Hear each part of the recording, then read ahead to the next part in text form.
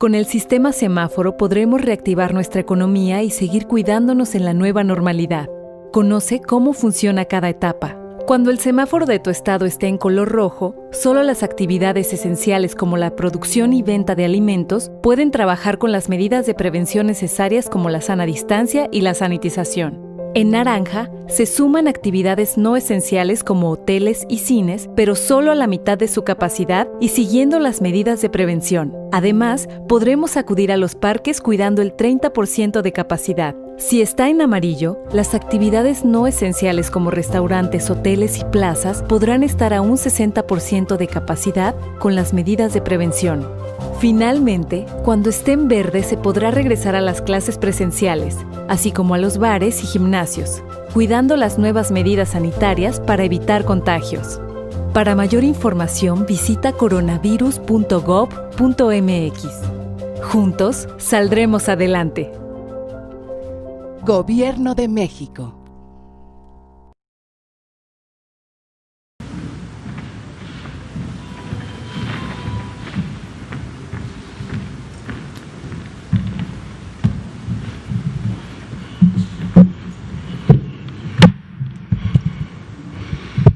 Muy buenas noches con todas, con todos, con el público, la población que nos sigue desde sus domicilios. Son exactamente las 7 de la noche. Estamos en Palacio Nacional, aquí en la Ciudad de México, y vamos a dar inicio a la conferencia vespertina sobre COVID-19 que toca para el día de hoy.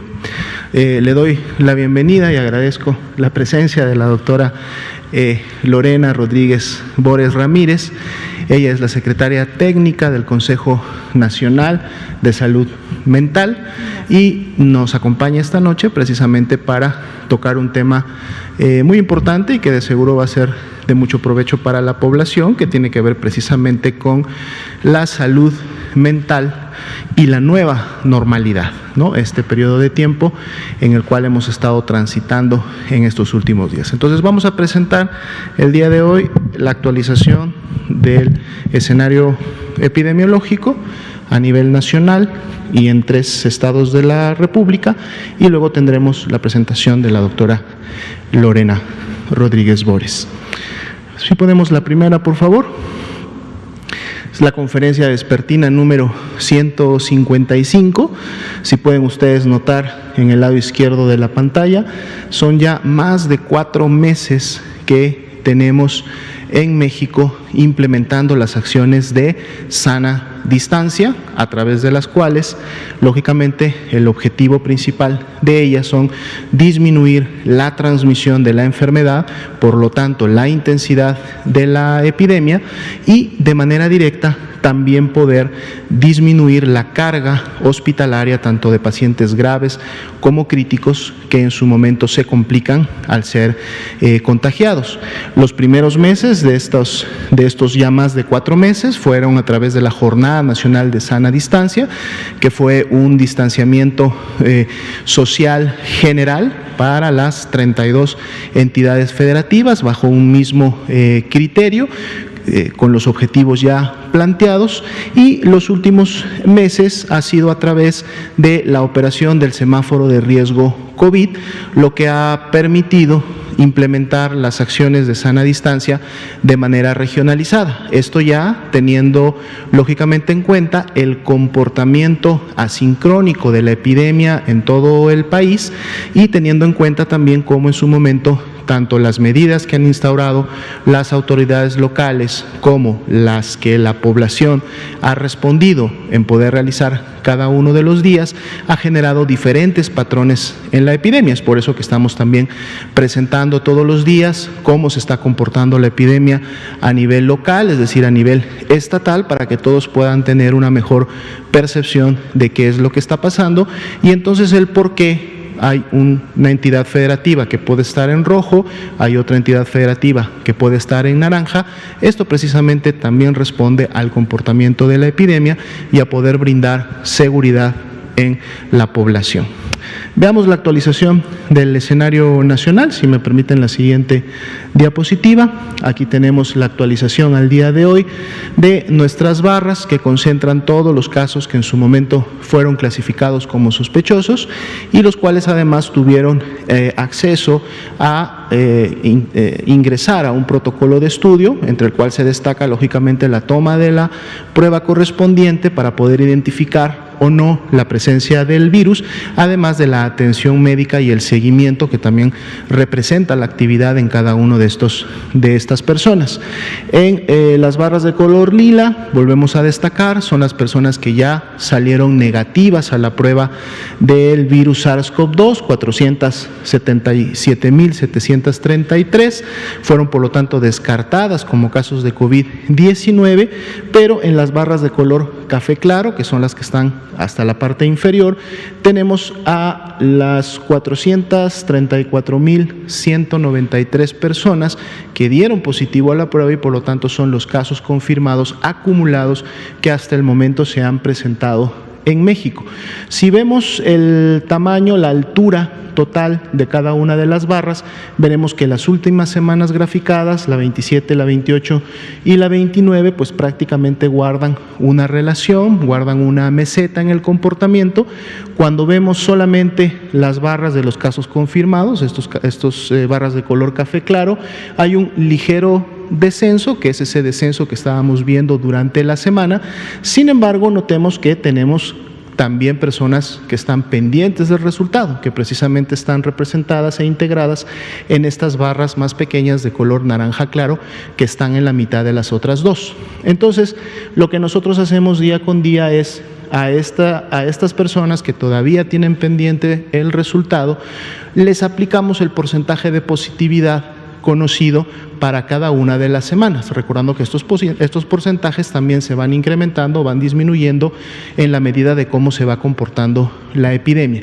Cuando hacemos esa aplicación y lo sumamos a los casos confirmados, tenemos lo que nosotros denominamos los casos estimados, es decir, estimamos la cantidad de personas que serían ya confirmadas o que tendrían COVID-19 en México, y entonces esto lo vemos representado en la siguiente gráfica que está en la siguiente diapositiva.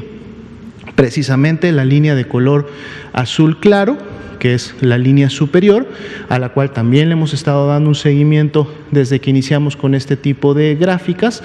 Ya el día de ayer la línea se presentaba sin cambio, es decir, de haber estado teniendo una tendencia descendente, así iniciamos el domingo pasado. Durante la semana esa tendencia fue disminuyendo hasta el día de ayer estar en una meseta, sin ningún cambio, es decir, sin un cambio positivo o negativo.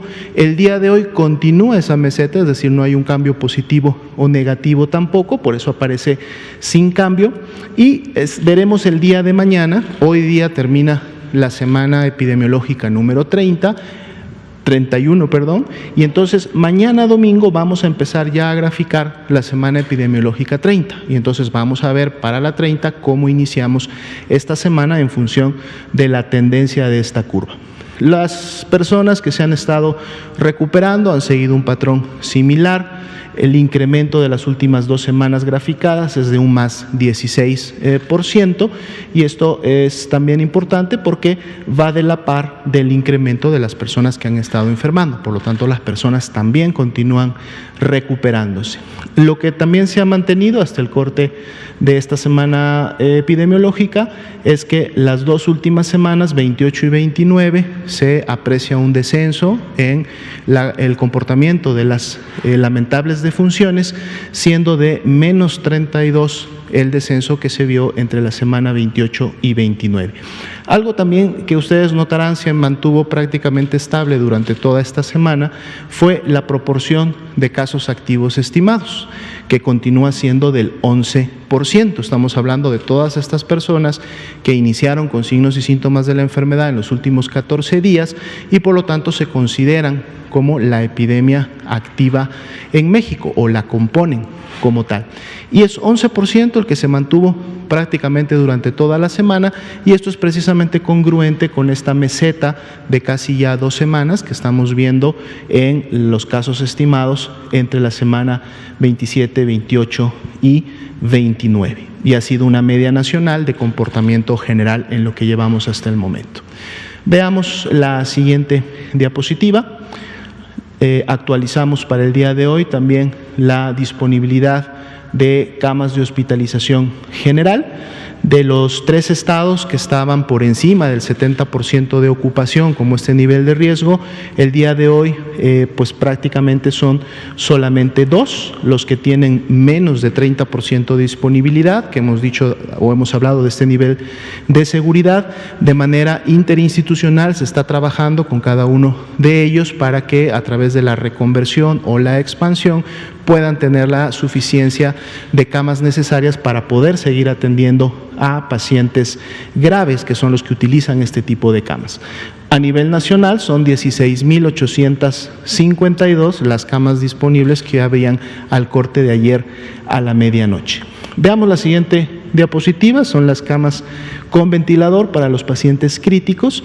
Aquí de hecho ahora al menos todos los estados tienen 40% o más de disponibilidad en el tema de camas críticas. Los estados que están hacia la derecha, lógicamente con todavía mayor disponibilidad, recordando siempre que esta es una situación que se debe de monitorear no solamente en el ambiente nacional, sino que las entidades federativas lo hacen en sus ambientes estatales, sobre todo municipales y locales, para poder estar siempre pendientes de que no vayan a tener una saturación que impida recibir a pacientes, o detenerla, que tengan identificadas cuáles son las unidades más cercanas a esa unidad saturada que sí tiene camas disponibles independientemente de la institución a la que pertenezcan, y entonces puedan recibir y seguir atendiendo a las personas que así lo requieren.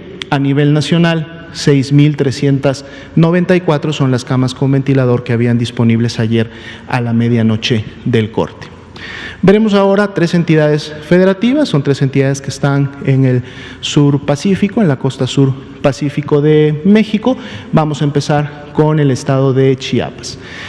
Hemos estado presentando diferentes estados, y a la vez que los presentamos han estado ustedes notando diferentes patrones del comportamiento de sus curvas epidémicas, del comportamiento de su epidemia.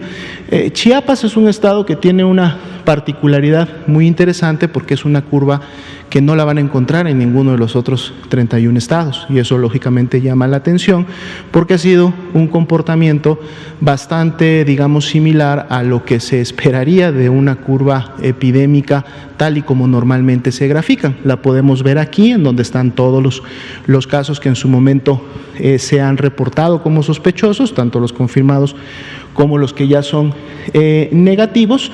Pero veamos entonces la siguiente diapositiva, en donde tenemos los casos estimados en la curva azul naranja. Vean el comportamiento de la curva azul naranja, un inicio de su transmisión desde la semana 12 y 13, pero todavía basal, prácticamente 4 semanas después, es decir, un mes después de que inicia el primer caso confirmado en la entidad, inicia un ascenso, digamos, bastante rápido. Vemos unas líneas que están más pegadas hacia lo horizontal, es decir, un ángulo bastante empinado, lo cual habla de una velocidad importante en la transmisión.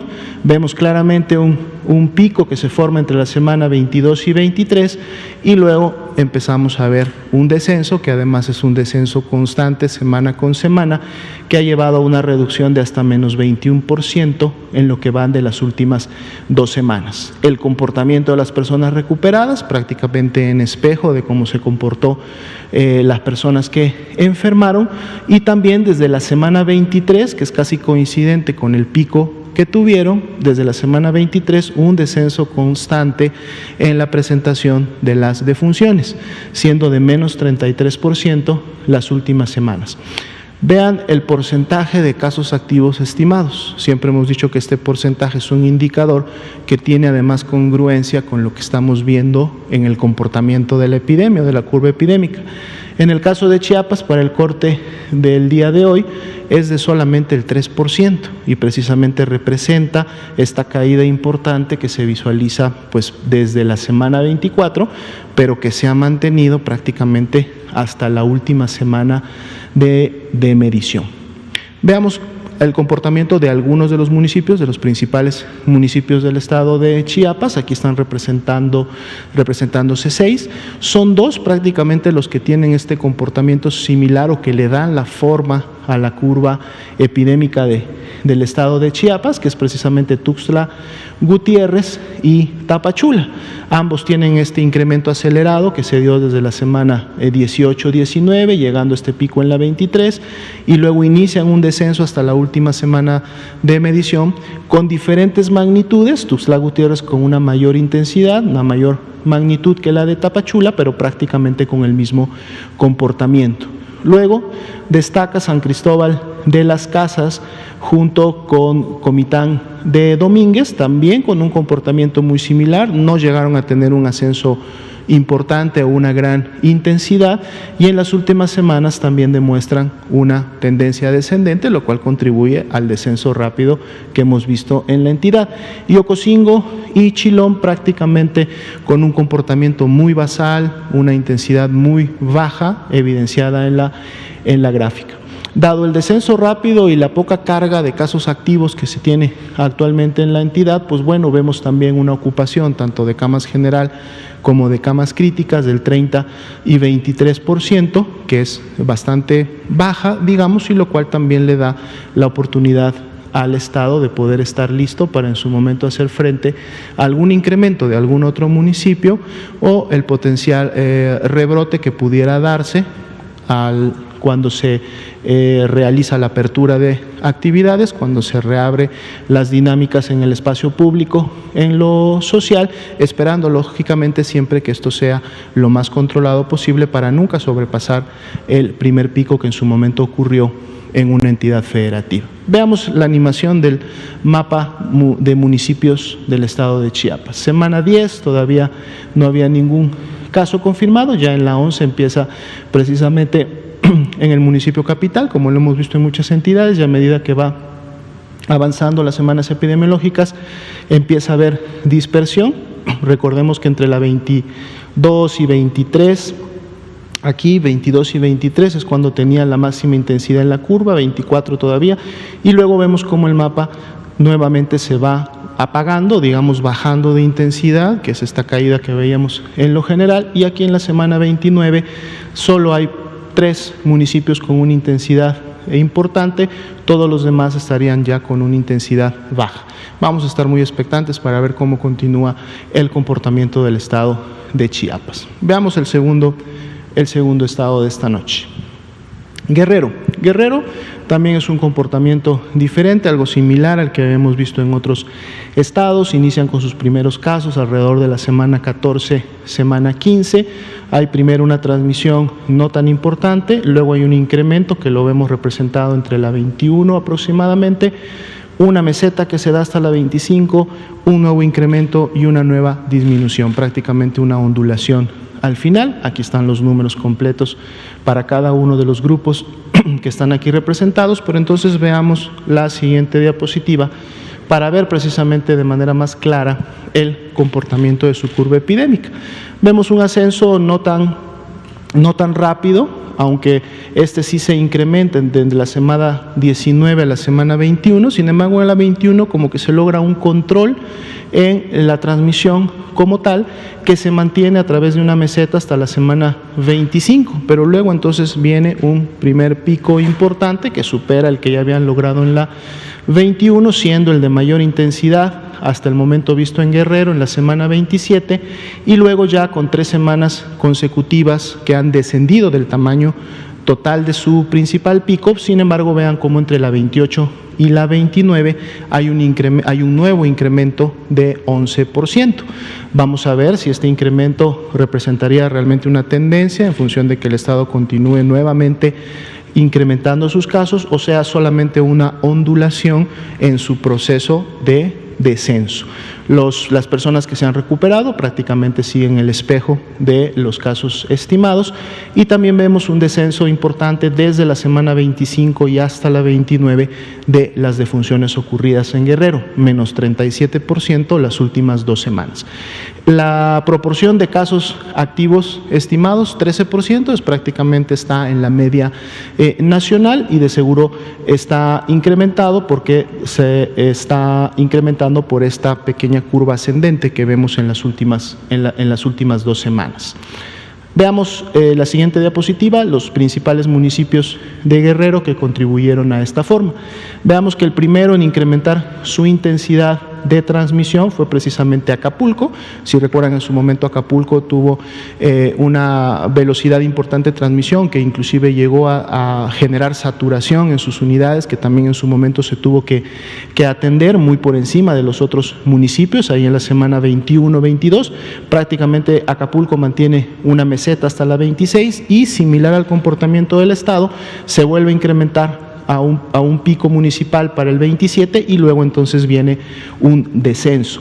En el caso de Chilpancingo, inicia con una velocidad de transmisión, digamos que un poco más controlada, menos rápida hasta la 25, pero luego de la 25 a la 27 se acelera de manera importante. Hay una gran intensidad de transmisión y de casos, representando de hecho el municipio que hasta el momento ha tenido la mayor intensidad en función de su tasa de incidencia por 100.000 habitantes, y luego viene nuevamente esa caída que vemos, pero en el caso, o a diferencia de lo que veíamos en Acapulco, Chilpancingo cae, pero nuevamente en las últimas 2 semanas volvemos a ver un incremento similar al que está teniendo Zihuatanejo, ¿no?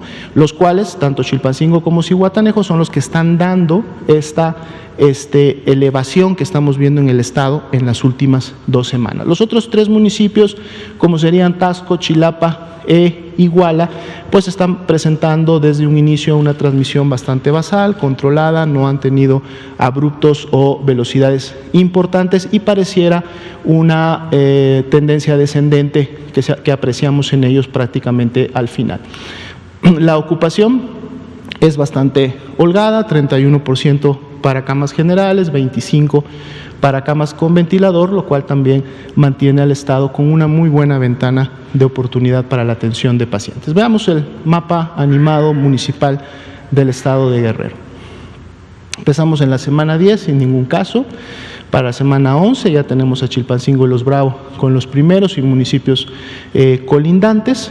Prácticamente en la semana 15-16 es cuando hay un poco más ya de dispersión. La intensidad empieza prácticamente en la semana 18, se va incrementando para la semana 20, 21, así también como la dispersión. Vemos ya más municipios involucrados en la transmisión de la enfermedad, 27, 28 y en la semana 29 prácticamente el 50% de los municipios con transmisión y el 30% de ellos al menos con una intensidad importante. Vamos a ver cómo continúa comportándose el estado Guerrero. Veamos el último estado para esta noche, que es precisamente Oaxaca.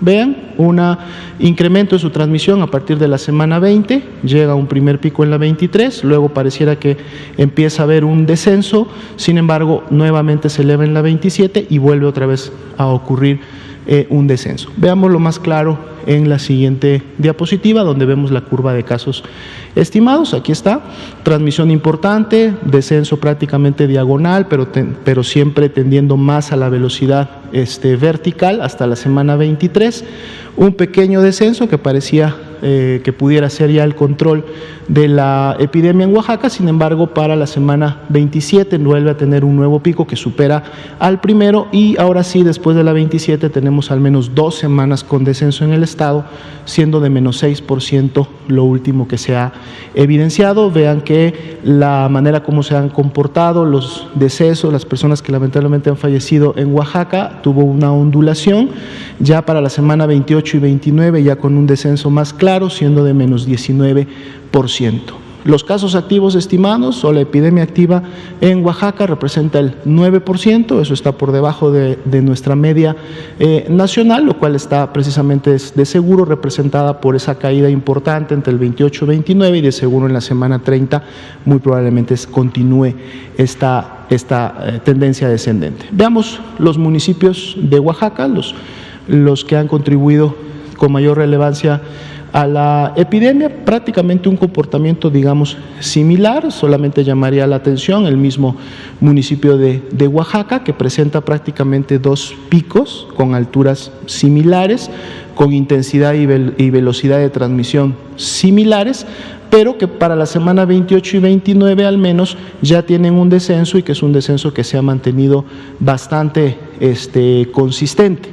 En el caso de Tuxtepec, también fue el segundo municipio en alcanzar una intensidad importante en la semana 25, pero desde ahí en adelante ha ya realizado lógicamente un descenso, lo que habla de que se está llevando a cabo un control de la epidemia en los mismos. Otros municipios representados, como serían Salina Cruz, Xozocotlán y Juchitán, también con comportamientos importantes.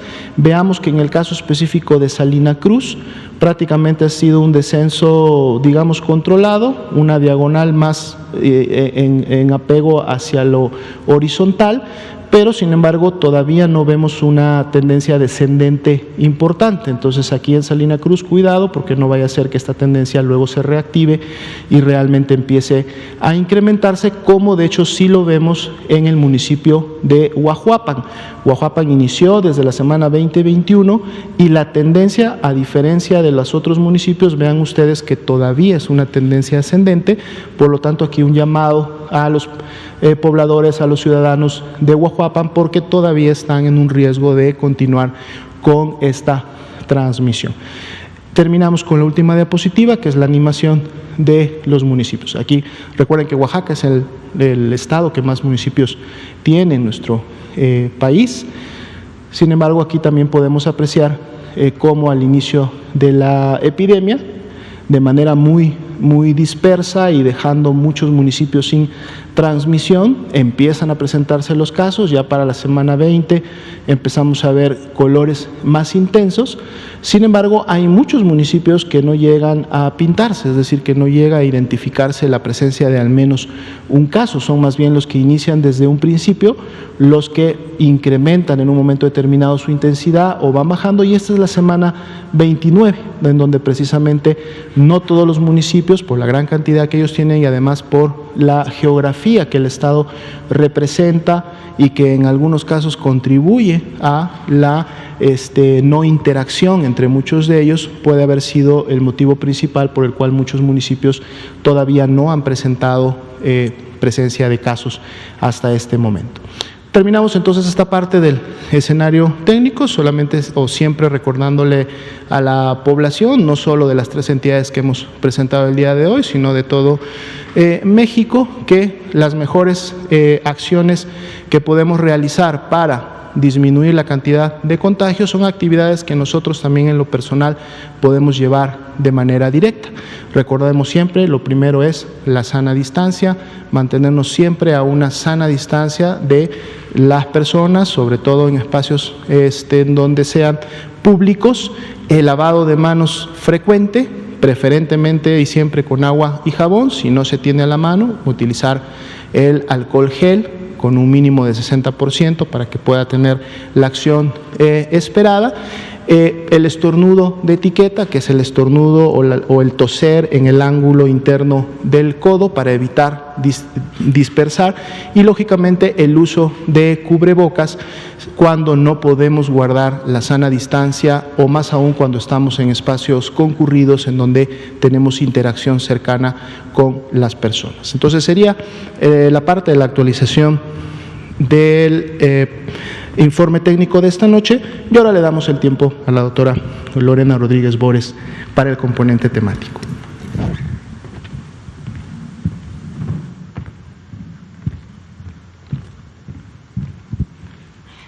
Muchas gracias, doctora Lopía, y bueno, buenas noches a todos los que están aquí el día de hoy y a todos los que nos escuchan en sus casas. Bueno, el día de hoy es importante mencionar acerca de algunos temas de salud mental ahora en esta nueva etapa del regreso, el retorno a la nueva normalidad. Realmente esta es una gráfica que ya habíamos presentado acerca de cómo son las consecuencias psicológicas ante fenómenos perturbadores, ante fenómenos adversos como pueden ser una epidemia, una guerra, etcétera. Y entonces lo habíamos dividido en algunas fases. Como vemos, estamos entrando en una fase ya post el impacto de esta epidemia, en la que en estas fases vemos la fase de disolución, pero es una fase importante la que sigue, que es la de recuperación. Cómo vamos a restablecer nuestras nuevas rutinas, y esto coincide con esta nueva etapa que se ha bautizado como la nueva normalidad.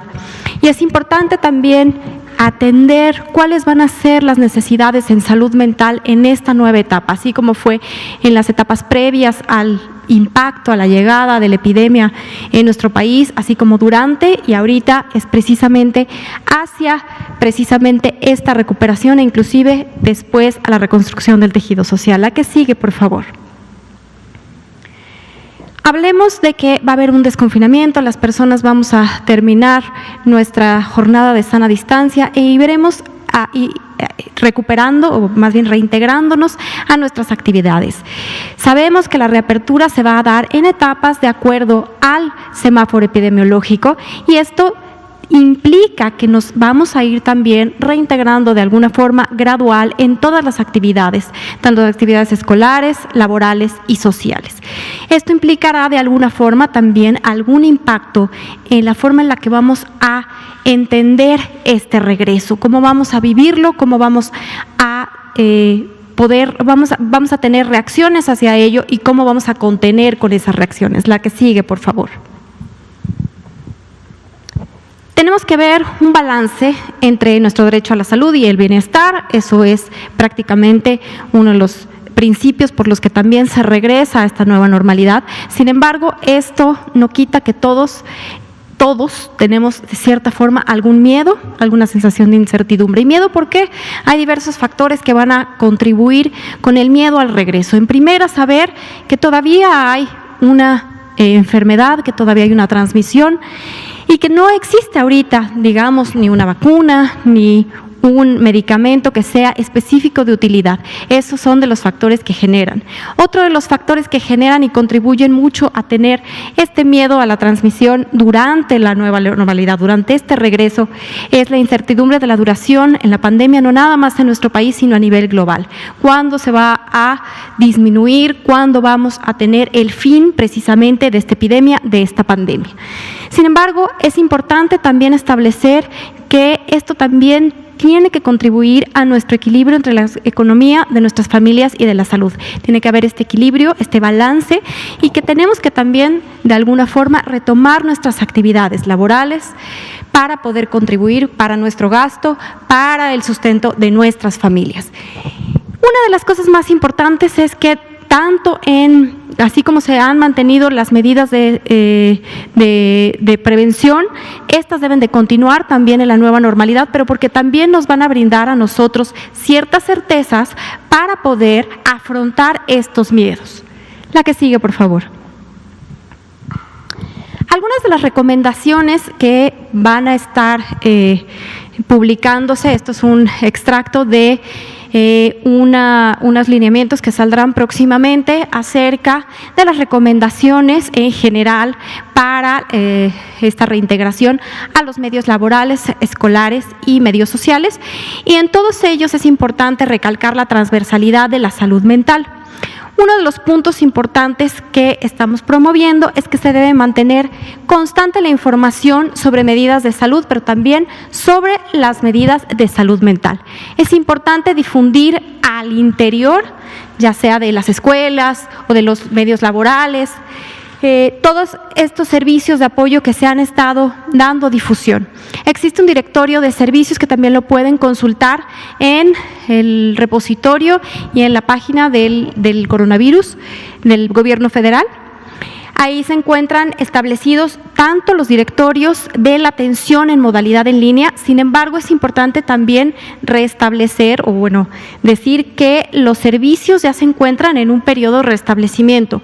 Los servicios de salud mental en temas de urgencias nunca pararon, a pesar de todas las de toda la etapa de la pandemia, al ser un servicio esencial, nunca pararon en los hospitales psiquiátricos, en los servicios de salud mental comunitaria, donde había servicios de urgencia, estos continuaron, y actualmente estamos viendo un restablecimiento de los demás servicios ambulatorios en las consultas externas, precisamente para que las personas ya puedan acercarse con todas las medidas sanitarias y de prevención, pero que ya puedan recibir la atención en el lugar adecuado. Es importante también al interior identificar de manera proactiva aquellas personas que hayan sobrevivido al coronavirus o que tengan un familiar que haya sido afectado, ya sea que haya fallecido o que haya sido afectado. ¿Por qué? Porque es importante reconocer estas personas porque podrían tener un mayor riesgo en comparación con aquellas que no, para presentar algún problema de salud mental, sobre todo durante este reintegro. Promover una cultura de cuidado y de bienestar y de salud mental no solo es una responsabilidad de las autoridades sanitarias, es responsabilidad de toda nuestra sociedad y de muchos participantes de otros sectores. Es importante difundir las informaciones sobre medidas de autocuidado. Existe muchísimas páginas, tanto de los servicios federales, pero también estatales, acerca de muchísimas herramientas que se han estado difundiendo para que las personas también puedan contribuir con estas medidas de autocuidado. Es importante hablar de que las personas que hayan sobrevivido al coronavirus no sean motivo de discriminación y es importante prevenir el estigma en cualquiera de estos escenarios, ya sea en las escuelas, en los centros de trabajo o en los centros sociales. Y es importante también prevenir riesgos psicosociales de las personas según la zona de alta, media o baja exposición. Es decir, si sabemos que estamos hablando que un medio ya se ha identificado que hay más riesgo de presentar algún problema, ejemplo, estamos hablando de una escuela, alguna preparatoria, donde sabemos que existen algunos riesgos de salud mental definidos para los adolescentes, pues es importante también aumentar esta prevención. La que sigue, por favor. Como decíamos, sí se espera de alguna forma algún incremento, alguna elevación en la presentación de algunos de los problemas de salud mental e incluso algunos trastornos mentales, específicamente algunos trastornos que tienen que ver con la adaptación, algunos trastornos del estrés, como puede ser el estrés postraumático, precisamente por lo que se ha vivido durante la pandemia, pero también hablar de que este periodo de la nueva normalidad puede ser un periodo de riesgo para presentar, así como complicaciones por trastornos previos. Un punto muy importante es atender el duelo, el cual veamos que en esta nueva normalidad empezaremos a ver también experiencias de personas que perdieron algún familiar, alguna persona a causa del coronavirus o no a causa del coronavirus. Sin embargo, hay un periodo de duelo, ya que en este periodo el vivir y elaborar el duelo se vio afectado debido a las condiciones de la sana distancia que muchas veces hemos visto. Además, el duelo no nada más se refiere a la pérdida de la vida de una persona, sino también a la pérdida de proyectos, a la pérdida financiera o a la pérdida de algún otro evento que no se pudo vivir al máximo debido a la contingencia y debido al coronavirus. Un ejemplo que siempre ponemos es, por ejemplo, en los medios escolares, el llegar a cierta etapa de cierre de ciclos, graduaciones, etcétera, pues las personas y los chicos, los niños vivieron este duelo de no poder vivir esta transición de la forma habitual. Sin embargo, es importante reconocer que eso puede ser causa de dolor, eso puede ser causa de angustia y que es mejor afrontarlo y atenderlo. Por otro lado, también sabemos que este periodo de nueva normalidad presenta ciertos riesgos, igual que durante la sana distancia, como la presencia de recaídas o inclusive de intoxicaciones en las personas que consumen sustancias psicoactivas, así como de los trastornos de ansiedad. Se espera también un incremento en los trastornos afectivos, específicamente en depresión, y por supuesto, de alguna forma, es importante también esperar que si existe este incremento en la depresión, pues también en las formas graves, inclusive en intentos suicidas y en todo lo que tiene que ver con la conducta suicida. Es por eso que debemos de hacer énfasis sobre las medidas que tenemos para afrontar estas situaciones, ya sea desde medidas de psicoeducación, dependiendo del nivel de riesgo, pero también acerca de otras estrategias como la promoción del autocuidado, el manejo del estrés, la utilización de grupos de autoayuda, la atención de los servicios comunitarios, como estaba mencionando previamente, los CAPAS, los Centros de Atención para Prevención de Adicciones, o los Centros Integrales de Salud Mental que se encuentran a lo largo de todo el territorio. Son centros comunitarios de salud mental que también ya se encuentran restablecidos los servicios. Y por supuesto los hospitales psiquiátricos, los servicios especializados que no han parado su labor. La que sigue, por favor. Cuando hablamos de autocuidado, ¿qué es lo que estamos diciendo? Bueno, cuando hablamos de autocuidado, nos referimos a aquellas acciones que vamos a hacer por nosotros mismos, sobre todo para poder establecer y mantener nuestra salud y sobre todo prevenir la enfermedad. Es un concepto amplio que no nada más implica acciones a nivel psicológico, sino tiene que ver con algo más integral, tiene que ver con acciones de higiene, con acciones de el tema de nutrición, la calidad, cómo me voy a alimentar. El ejercitarse continuamente, el ejercicio no nada más es por un aspecto de salud en cuanto a nuestro peso, sin embargo, porque ya sabemos que el ejercicio lo que hace también es que genera, digamos que ciertos químicos que a nivel cerebral ayudan precisamente a disminuir un estado ansioso, un estado de estrés, y eso genera, por supuesto, un estado de bienestar. También hablamos de cómo vamos a cuidar nuestro propio estilo de vida, realizar actividades deportivas, alejarnos de actividades nocivas y otros factores ambientales que tienen que ver con las condiciones de vida, nuestros hábitos sociales, cómo vamos a socializar, entre otros. La que sigue. Y en cuanto a un aspecto importante en esta nueva etapa, tenemos que hablar de que vamos todos hacia una recuperación social y emocional. Un aspecto y un concepto muy importante que en este momento es importante introducir es el término de la resiliencia. ¿Qué es la resiliencia? Bueno, es la capacidad de adaptarnos positivamente a situaciones adversas. En este caso, por supuesto, esta pandemia. Y a partir de ello poder reconstruirnos y salir fortalecidos. Es decir, es percibir las dificultades como un desafío sin que esto sea lo que va a contribuir para una autodestrucción o derrumbarnos. Los componentes que van a ser esenciales en la resiliencia o en la resistencia para esta recuperación social y emocional son, en primera, la noción de que hay una adversidad, como repito, en este caso pues es un evento que es perturbador hacia todos y que ha amenazado de alguna forma nuestras libertades, nuestra salud. Por otro lado está la adaptación positiva o superación a la adversidad, y es este proceso realmente el tercer componente, es que va a ser un proceso dinámico entre nuestros mecanismos emocionales, nuestros mecanismos cognitivos, agregaría inclusive biológicos que tenga que ver con nuestra propia plasticidad cerebral, y socioculturales, y todos estos factores van a influir sobre nuestro desarrollo humano. La que sigue. La resiliencia y la recuperación es algo que también es un proceso dinámico que también se puede ir construyendo. Y por eso el día de hoy, en esta noche, la idea es presentar también para las personas algunas de estos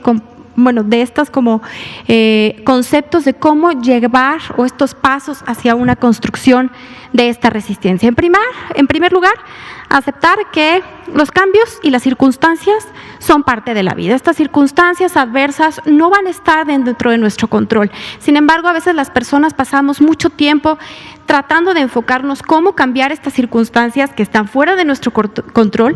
Sin embargo, la idea es cambiar esto y más bien enfocarnos en aquellas circunstancias que sí tenemos bajo nuestro control.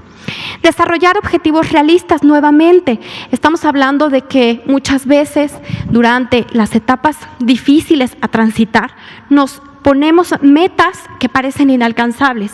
La idea es mejor adaptar nuevas metas que sean realistas para poder irlas alcanzando de forma paulatina y gradual hasta llevarnos hacia una visión más adelante. La otra es también cambiar nuestro pensamiento hacia una forma más positiva. Es decir, en lugar de pensar en no poder, vamos a cambiar y decir, siempre podemos mejorar. La otra es alejarnos de la culpa y la minusvalía y en lugar de culparnos a nosotros mismos por alguna situación que estamos enfrentando, es mejor pensar que nuestros errores nos van a ayudar a superarlo y a ser mejor. Es importante también dejar los infinitos, ¿no? Nunca lo voy a lograr, a mejor pensar que vamos a poder probar algo nuevo e ir teniendo logros consecuentes.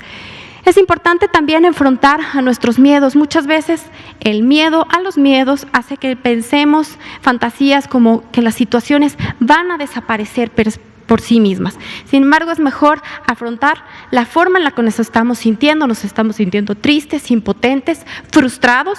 Es mejor afrontar esas emociones y buscar una forma de comunicarlas y qué vamos a hacer con esas emociones. No son emociones negativas como muchas veces se menciona, simplemente es analizar qué vamos a hacer con esas emociones, lo que debe de ser lo positivo, no lo negativo.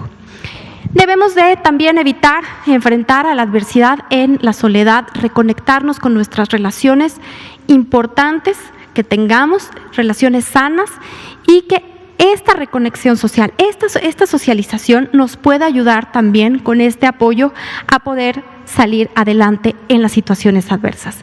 Es importante mantener las cosas en perspectiva a un largo plazo. Largo plazo significa, no sabemos, sin embargo, en el tema específico de la pandemia pasará. Tenemos históricamente epidemias. Sin embargo, sabemos que estas pasan. Entonces, es importante siempre mantener a largo plazo nuestra visión. Cultivar una visión positiva de nosotros mismos y ver en este proceso un autodescubrimiento, qué pudimos lograr, qué pudimos ser capaces y no más bien enfocarnos en lo que no pudimos lograr. Mantener una perspectiva esperanzada, es decir, mantener un optimismo acerca de un futuro, el cual en algún momento llegará y que saldremos fortalecidos. La que sigue, por favor. Y bueno, a partir de todo lo que hemos estado trabajando para generar materiales para toda la población, pueden consultar nuevamente el micrositio. Específicamente también pueden consultar en la página de CONADIC, le van a dar clic donde dice salud mental, después en acciones y programas y se va a desplegar una serie de materiales que pueden servir a toda la población, que puede servir también para niños, para adolescentes. Hay material segmentado en las etapas. También están los servicios de atención psiquiátrica que también promueven todas estas herramientas. También está el de los Institutos Nacionales de Salud y también el Instituto Nacional de Psiquiatría. Estos son algunos ejemplos de los materiales que hay. No nada más son materiales y herramientas, también hay algún material de promoción. Específicamente, vemos el de Contacto Joven, que ya se presentó, me parece que la semana pasada, es una línea que también es para contacto para jóvenes. Y bueno, este es un ejemplo más de cómo podemos ayudar a la expresión de nuestras emociones. La que sigue, por favor. Y bueno, promover una vez más que si sentimos que esto sale de nuestro control, siempre están líneas que pueden ayudarnos. Está la línea de la vida, están diversas otras líneas en las que hemos estado conectados gracias a una red interinstitucional a la cual aprovecho para agradecer todo este trabajo en equipo y en colaboración. Y bueno, la idea es cuidarnos nosotros y cuidarnos a todos. Muchas gracias. Muchas gracias, doctora Rodríguez Bores. Definitivamente mensajes muy importantes para ser tomados en cuenta por la población. Recordemos que la salud no solamente es la ausencia de enfermedad, sino más bien es el bienestar que se alcanza entre la interacción básicamente pues de tres componentes claramente identificados, ¿verdad? Uno de ellos es precisamente la salud mental. Recuerden que estas conferencias se quedan grabadas, están disponibles en las páginas de internet oficiales de la Secretaría, por si ustedes encuentran de seguro en estos mensajes datos, insumos de información muy importantes, compártanselo a sus amigos, a sus familiares, a sus vecinos para que todos puedan tener acceso a los mismos. Empezamos con preguntas o respuestas. Le damos la palabra aquí, luego de este lado, aquí y de este lado. Gracias, buenas noches. Buenas Doctora noches. Rodríguez, quiero preguntarle si tienen un estimado de en qué porcentaje podrían crecer los trastornos de salud mental después de la pandemia, o en qué porcentaje están creciendo en general, y en particular en qué tanto están creciendo la depresión y los intentos suicidas, por favor. Y doctora Lomía, quiero preguntarle, además de esta posible meseta, ¿qué significa que tengan 2 días consecutivos sin cambios en la tendencia de casos estimados? Sé que es una tendencia de 2 semanas atrás, pero ¿puede haber un repunte de casos? Por favor. Con mucho gusto, doctora. Gracias. Sí, bueno, derivado de experiencias internacionales, no tengo en este momento el porcentaje, sin embargo, sí hay 2 específicamente trastornos que se ha documentado desafortunadamente un incremento importante, que es precisamente depresión, la conducta suicida y el trastorno por uso de sustancias. Eso es precisamente la población general.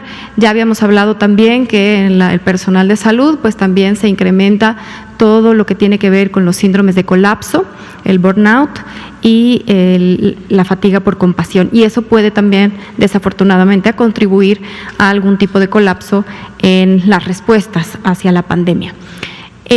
¿Cómo lo hemos medido ahorita? Realmente eso es algo que el tiempo nos dirá, ya que en este momento, como algunos de los servicios están en un proceso de continuidad, ahorita que va a haber un restablecimiento podremos tener más cifras certeras en comparación con años pasados. Sin embargo, son esas 2 las condiciones de salud mental en las que esperamos precisamente un repunte. Por ello, a pesar de que no tenemos la cifra exacta, pero tenemos acciones que estamos realizando actualmente para la prevención de ellos. Se está trabajando tanto en hacer toda esta promoción y esta prevención, no nada más a nivel de Secretaría de Salud Federal, sino también con los estados en un trabajo continuo, precisamente para tener una mejor detección, sobre todo del tema de consumo de sustancias y de la conducta suicida.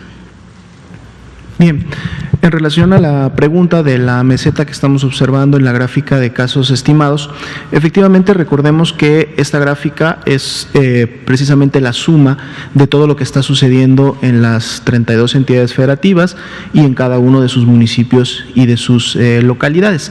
Efectivamente, desde la semana 27 a la 28 y de la 28 a la 29, que son las que están hasta el día de hoy graficadas, lo que estamos precisamente observando es, digamos que un balance negativo de las entidades que están teniendo todavía un incremento en sus curvas epidémicas contra las entidades que o empiezan a tener un descenso en las últimas semanas, o algunas otras como las que vimos, por ejemplo, el día de hoy en el caso de Chiapas, en donde ya tienen muchas semanas con este descenso, dado que las poblaciones o la cantidad de personas que vive en cada una de estas entidades federativas también varía. Siempre hemos destacado que la Ciudad de México y el Estado de México, pues, lógicamente concentran la mayor cantidad poblacional.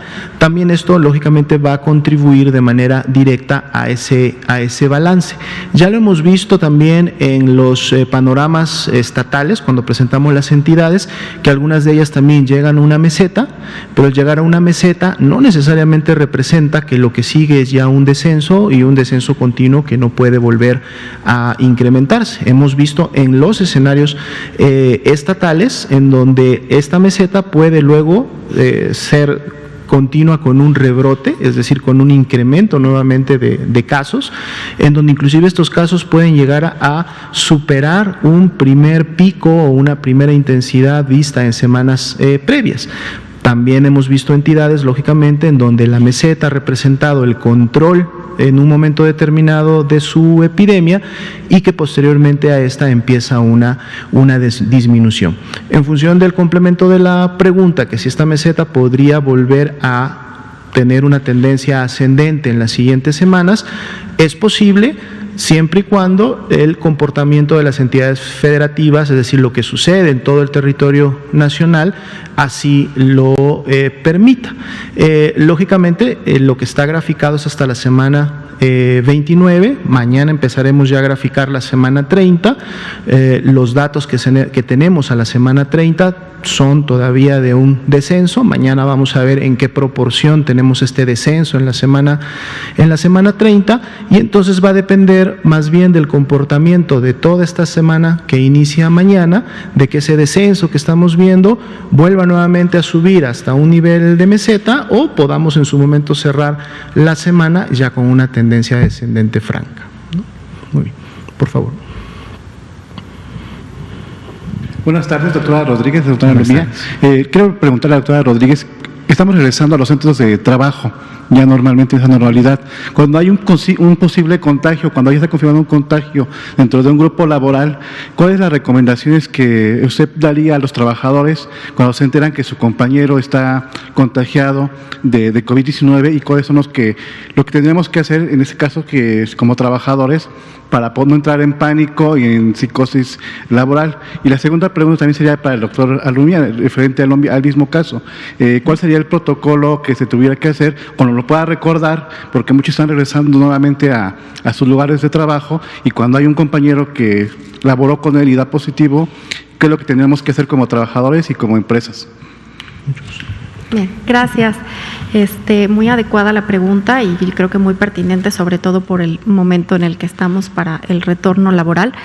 Creo que, la parte técnica de qué hacer la contestará el doctor Alomía. Sin embargo, esto destaca un punto importante a lo que decíamos de la transversalidad de la salud mental, ¿no? O sea, sí estamos hablando de que va a haber ciertas medidas de salud pública, sin embargo, es importante en primera ver que son personas y que son personas que fueron afectadas con una enfermedad como cualquier otra. Y es importante, primero que nada, la prevención del estigma y la prevención de la discriminación. Evidentemente que cuando alguien alrededor de nosotros puede llegar a enfermar, es una reacción lógicamente normal que nosotros sintamos miedo a esta transmisión. Sin embargo, es importante saber qué vamos a hacer con ese miedo. Como decía, no hay emociones negativas, lo que es negativo es lo que hacemos con esas emociones. Entonces es ver cuál es la conducta a seguir. En primera, creo que más bien deberíamos de fortalecer y fomentar la empatía. Si bien ya sean las autoridades de ese centro de trabajo o los compañeros de forma comunitaria, ofrecer cómo podemos ayudar y apoyar, canalizar hacia que sea atendida esa persona. Y en el caso de los compañeros que empiecen a experimentar precisamente miedo al contagio, miedo por lo que está sucediendo, para prevenir el pánico, es importante hablar de lo que está sucediendo, hablar de que si se siguen y se cuidan todas las medidas de prevención, tampoco, o más bien aumenta las probabilidades de que los demás no estén contagiados. Ver y revisar cada uno de los casos, es decir, siempre hay algo detrás en lo que lleva al miedo o a la ansiedad. Entonces, ¿qué están viviendo esas personas? ¿Les recordó alguna experiencia o están al cuidado de alguien y es por eso por los que están teniendo mayor ansiedad? Muchas veces es precisamente por eso, más que el miedo al contagio propio, es al contagio ya sea a los niños pequeños o que están cuidando a adultos mayores. Es importante también, si empiezan a experimentar ese tipo de reacciones, atender a esas personas que tienen ese tipo de reacciones.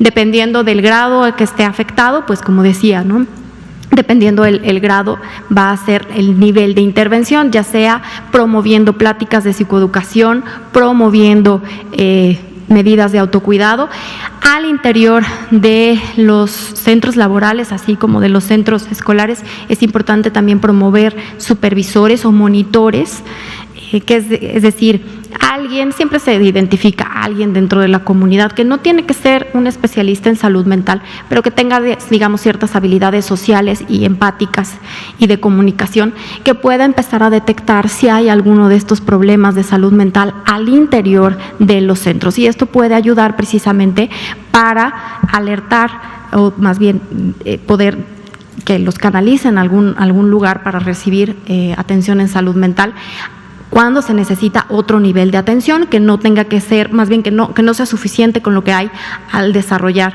dentro de los espacios laborales.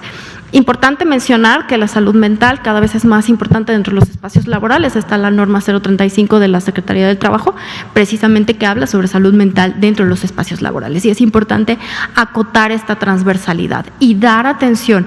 Y es normal que podamos reaccionar así. Importante saber qué es lo que vamos a hacer con esa emoción. No discriminar y no estigmatizar. Respondiendo a la segunda pregunta, en este momento existen protocolos bien definidos, trabajados de hecho de manera intersectorial para poder tener en ellos precisamente los diferentes enfoques, pero en el cual lógicamente siempre el principal objetivo de estos protocolos es generar un ambiente seguro para las personas que están laborando o en su momento para las personas que se reintegran a trabajar. Una de las acciones que pretenden también estos protocolos es precisamente poder identificar de manera oportuna la presencia de casos sospechosos o personas que pudieran estar enfermas. Esto porque al identificar lo más oportunamente a estas personas, entonces hay la posibilidad, lógicamente, de llevar a cabo un resguardo, llevar a cabo acciones para la confirmación o no de su enfermedad, pero más allá de eso, entonces poder realmente mantener o continuar manteniendo ese ambiente seguro que se quiere en el ambiente laboral. Por eso, por ejemplo, prácticamente todos estos protocolos inician con la recomendación de la instalación de un filtro sanitario al ingreso, sea un complejo, sea un edificio, sea un área laboral de diferentes, digamos, espacios geográficos. Siempre la recomendación inicial es poder tener un filtro sanitario para que a través de este filtro las personas que en su momento estén presentando signos o síntomas de enfermedad puedan ser oportunamente detectadas y puedan ser invitadas más bien a demandar en su momento atención médica o a autorresguardarse. Así también al interior ya de los espacios laborales hay toda una serie de indicaciones que tienen que implementar, recordando que las actividades esenciales, desde que fueron definidas al inicio de la Jornada Nacional de Sana Distancia en el mes de marzo, ya todos los que tenían que participar en estas actividades esenciales tenían que tener o aplicar este tipo de criterios. Ahora que más personas se reincorporarán al ejercicio laboral, pues entonces se refuerzan todos estos protocolos y lógicamente se deben de implementar por grupos específicos que se forman al interior de los diferentes ambientes para que estén supervisando y valorando que las actividades se estén llevando a cabo. Esto es muy importante para que en la medida del tiempo estas no disminuyan, sino más bien se mantengan siempre activas. Aquí lógicamente un llamado importante es a la persona que si yo soy alguien que la noche anterior o ese fin de semana inicié con signos y síntomas de enfermedad o lo hice un día antes y al día siguiente me tocaba ir a trabajar, pues entonces ya de entrada yo debo de tomar una decisión responsable, que es no presentarme a laborar, comunicarme con mi jefe, mi jefa inmediata, hacerle la notificación de que lógicamente tengo esta situación y entonces así más bien evito en un momento determinado ser un transmisor como tal de la enfermedad. Y cerraría solamente diciendo que en función de la integralidad de la pregunta, recordemos que todos los que no hemos enfermado estamos en posibilidad de hacerlo, o sea, todos los que no hemos enfermado somos población que lo puede realizar. Entonces, enfermarnos en un momento o contagiarnos no representa en su momento una intencionalidad de hacerle daño a alguien, un compañero de trabajo, un familiar. Así que cuando identifiquemos esta situación, más bien es el hecho de acudir a una consulta, acudir a un autorresguardo en la casa. Eso me protege a mí, protege a las demás personas, pero esto no debe de ser lógicamente nunca visto como un estigma o como que algo de lo que hay que estarse alejando en sí, ¿verdad? Bueno, nos dieron las 8:02 de la noche, vamos a terminar por hoy la conferencia, mañana tendremos oportunidad de seguir respondiendo preguntas. Muchas gracias a todos.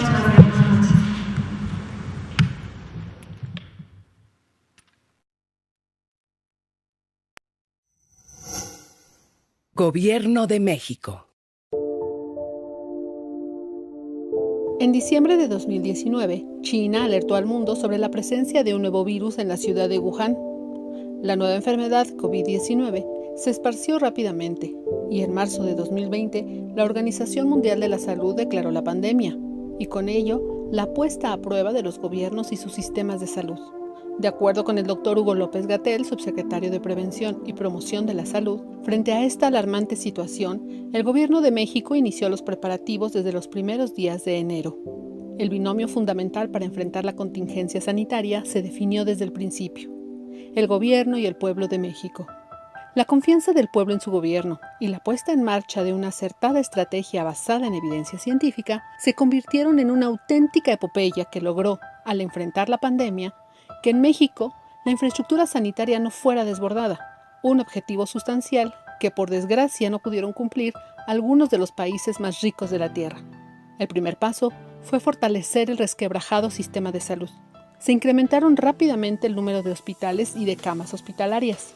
Las unidades de cuidados intensivos pasaron de 3.552 en enero a 10.360 al 10 de julio de 2020. El personal de salud se incrementó en 47.039 personas. Desde el primer momento y en coordinación con las autoridades de salud, las acciones del CONACYT formaron parte del torrente de iniciativas para enfrentar la pandemia. El presidente Andrés Manuel López Obrador dio la instrucción precisa al CONACYT de priorizar la fabricación de ventiladores en México. Con ese fin, hemos coordinado saberes y esfuerzos en ciencia, tecnología e innovación, de integrantes de los centros públicos de investigación, de instituciones de educación superior y de empresas privadas con ética social y vocación solidaria. En medio de la pandemia y las dificultades que impuso la escasez de suministros, emprendimos el proceso de diseño, elaboración de prototipos, difícil obtención de partes y componentes, así como pruebas diversas con altos estándares de seguridad biomédica y calidad de ingeniería. Es un proceso que en condiciones normales se lleva de 3 a 5 años y pudimos concluirlo en tan solo 5 meses. Es el nacimiento de una industria nacional para salvar vidas, una hazaña de la voluntad, del conocimiento y de la cooperación. Tendrían que ser ventiladores mecánicos invasivos, 100% mexicanos, económicos. Ahora podemos producir ventiladores de alta calidad a precios menores que los del mercado. Esta primera remesa no hubiera sido posible sin la participación del equipo del CONACYT, de las instancias de salud y otras del gobierno federal, de instituciones de educación superior y de empresas sin fines de lucro. A todas y todos expresamos reconocimiento. De manera especial, nuestro reconocimiento a la Fuerza Aérea Mexicana, que nos apoyó decididamente con el transporte de piezas. Ejecatl 4T. Es un ventilador que tendrá patente del Estado mexicano, un equipo médico de altos estándares de seguridad biomédica y calidad de ingeniería, 100% mexicano, diseñado en el Centro de Ingeniería y Desarrollo Industrial CIDESI, Centro Público de Investigación del CONACYT. Posee un microcontrolador capaz de calcular y aplicar la presión necesaria durante los ciclos de ventilación en pacientes, a través de una bolsa autoinflable conocida como Ambubaj. GATSI. Este modelo fue diseñado por especialistas de la empresa Didetec, con transferencia tecnológica y escalamiento con apoyo de CIDESI y del CONACYT. La ventilación mecánica está basada en un sistema de control por microprocesadores que son accionados neumáticamente. La unidad de control que posee este equipo tiene la capacidad de calcular y aplicar las funciones necesarias para impulsar la ventilación mecánica controlada o asistida durante los ciclos de ventilación en pacientes adultos y pediátricos. Ambos modelos fueron probados en pulmones artificiales y sistemas biológicos. Cumplen con especificaciones internacionales. La creación de estos equipos médicos demuestra la capacidad científica y tecnológica del Sistema Estatal Mexicano de Humanidades, Ciencias, Tecnología e Innovación. Los ventiladores Ejecatl 4T y GATSI son prueba contundente de independencia y soberanía científica y tecnológica. Significan el nacimiento de una industria nacional para salvar vidas.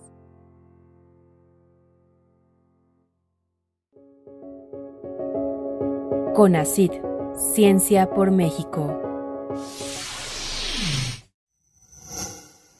Gobierno de México.